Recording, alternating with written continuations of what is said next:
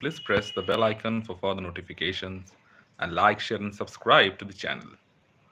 Sometimes it's very difficult to be an Indian cricket fan. Seeing your team perform one debacle after the other after being on top for the majority of the game, it's very difficult. And once again, India have let England off the hook despite dominating the first 2 days of the test match. You give away 172 runs in one session. In the morning session, the session where it is difficult to score runs. Despite picking up two early wickets, that of Joe Root and Ben Stokes in consecutive deliveries. It was an awful display of bowling, of captaincy, of planning, of execution from an Indian side that obviously lacks in experience and have forgotten how to win. Granted, it's a new team, it's under a new management, but the players are not new. They have played cricket for quite some time, regular features in the IPL, in shorter formats of the game, and still they don't know how to contain runs. When you give away 172 runs in a session, you are letting the opposition back into the game. They are 5 wickets down and nearly 400 runs adrift, and they are playing like cavaliers, while you are looking to hide behind the bush. Shubman Gill is way too defensive as a skipper. After all the accolades that he received in the first 2 days because of his brilliant batting, he has let himself down because of his captaincy. And his bowlers haven't helped him one bit. Prashid Krishna, why has he been selected in this Indian cricket team? That itself deserves an investigation. He doesn't deserve to be in the Ranji Trophy side. And this bloke gets selected in the Indian national side despite playing extremely poorly in the first test match. One of the many reasons why India lost that test was because of Krishna's extremely ordinary bowling. Gautam Gambhir and the team management should have looked at that and immediately replaced him in the second test. But no, they rewarded his mistake by selecting him again in this test match so that he can do the same thing over and over again. He conceded 23 runs in an over. That too to Jamie Smith, who had just come into bat. He has no aggression, no body language, and it looks like he's playing for the opposition. One look at him, and it's very evident that this guy doesn't deserve to be in the Indian team, period. And he continuously gets one opportunity after the other. Arshdeep Singh is sitting in the bench. Who can imagine that this bloke was playing the first test match and Akashdeep wasn't playing? And it was Akashdeep who picked up the 2 wickets last night.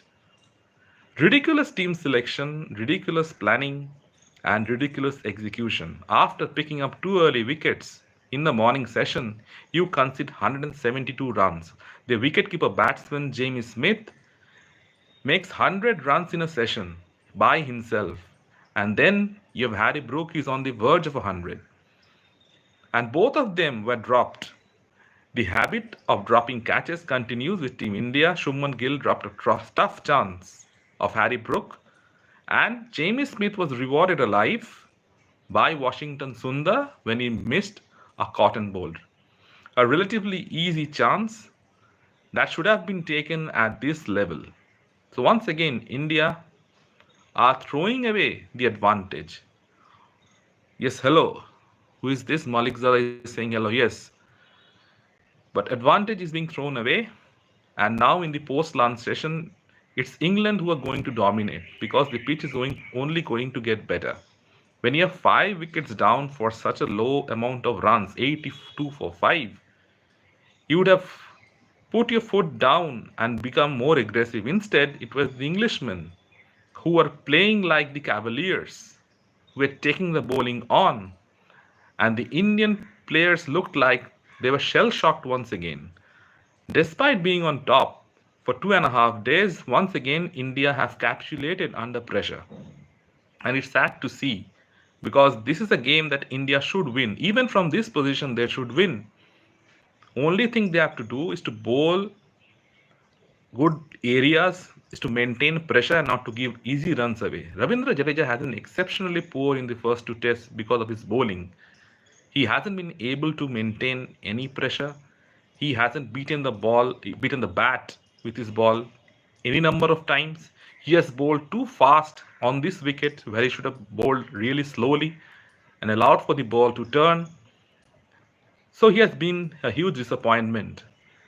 And India haven't got the bowlers to pick up the wickets. You leave Kuldeep Yadav, your only wrist spinner, mystery spinner who could have gotten you wickets on this track, and you speak Washington Sundar. You have Nitish Kumar Reddy who is playing basically as a batsman. You are not allowing him to bowl on this track, and he is not going to get any wickets on that dead pitch. And Washington Sundar coming into bowl when England were already 170 or 80 runs on the board. Jamie Smith and Harry Brook were in the middle of an innings. And Prashit Krishna has no pace to surprise them with the short pitch bowling. Never have I seen a bowler amble up to the crease, bowl a short delivery, and once again go back as if, oh, it's a foregone conclusion that I'm not going to get any wickets. Absolute disgusting from the team management, absolute disappointment in the planning and the execution. Now, after lunch, if India don't change their plans and get one or two wickets quickly, England would get 500 runs in a day. They're going at 6.37 runs. 172 runs in a session, still can't get beyond that. That's some sort of a record. In 27 overs, India have given away 172 runs. So how can you come back from this drubbing? This kind of beating, this kind of hammering actually demoralizes the confidence of the bowlers. Despite Siraj and Akashdeep bowling such a good spell early in the morning, the backup bowlers have absolutely thrown it away. And India, despite being ahead in this game for long stretches, are once again questioning themselves like they did in the fifth day of the first test match, which they were supposed to win. Bowlers win you matches. That's what the Australian great Glenn McGrath always used to say.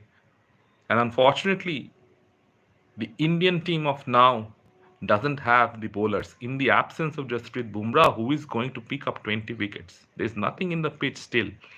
It still doesn't have any demons. But throw away the advantage you have. Get a lead of at least 200 runs. If you can't get a lead of 200 runs, there is still 2 more days to go.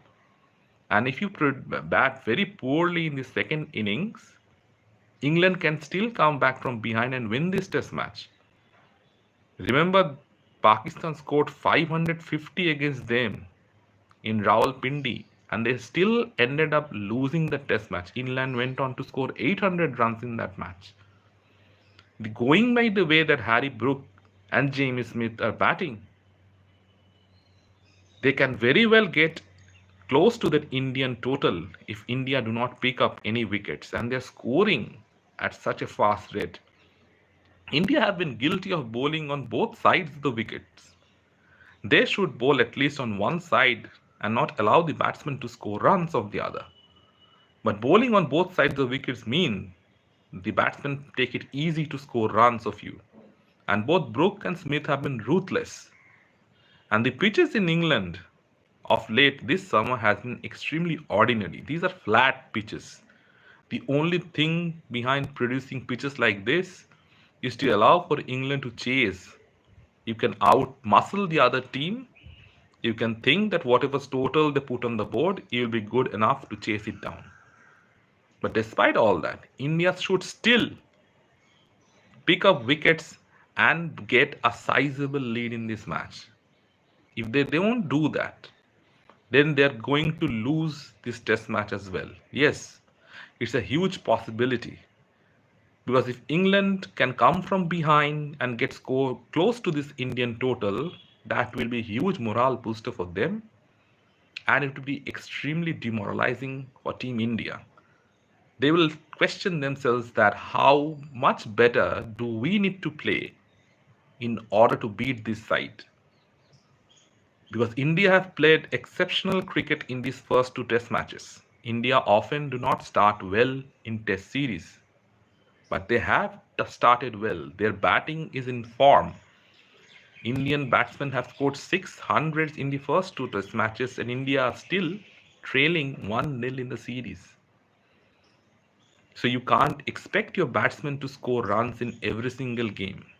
And even when they're scoring hundreds, if you're not winning the match, that's a huge concern for the team management.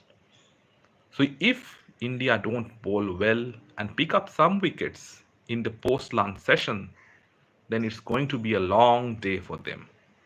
The shoulders have already drooped. Shubman Gill is already feeling the pressure. You are going to have these days as a captain when nothing goes for you. And he's not being helped by his bowlers one bit. The body language of the team is one of resignation.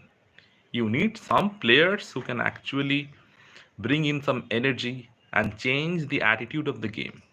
Someone like Kohli, who can actually G the morale of the players. Here, nobody is talking, nobody is chirping, everybody is doing their own work as if they are resigned to their fate. England is coming and belting them all around the park, and no one is doing anything to counter that.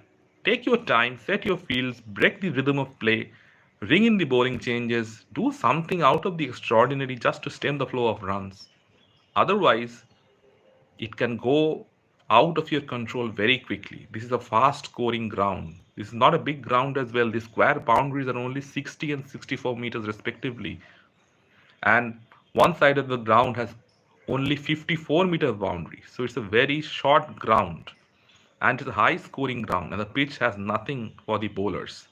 It's going to deteriorate at some point of time. And India do not get a sizable amount of lead in the first innings, surely in the second innings they won't be able to keep up with England. Once or twice the batsmen are going to fail, but the bowlers need to back their batsmen and pick up some wickets. Let's hope this break in the game will bring some wickets for Team India. Otherwise, they are in a whole lot of trouble. Gautam Gambhir should look and set his plans accordingly, and Prashid Krishna should not be allowed to bowl any time sooner. Bring back Siraj, bring back Akashdeep for a spell. Just keep bowling some tight overs and don't give away easy runs. 6.5 runs in a session, 172 runs. That's like conceding the runs of two sessions in one session. That's a huge problem for Team India. Surely, someone needs to address that. It's a young team, but it's not some players, some bunch of players who haven't played cricket. They have been playing cricket for quite a long time. Might not be in the test arena, but they have had international exposure. And surely they shouldn't be this much poor. Let me know in the comment section what you feel. And if you like the content, please like, share, and subscribe to the channel.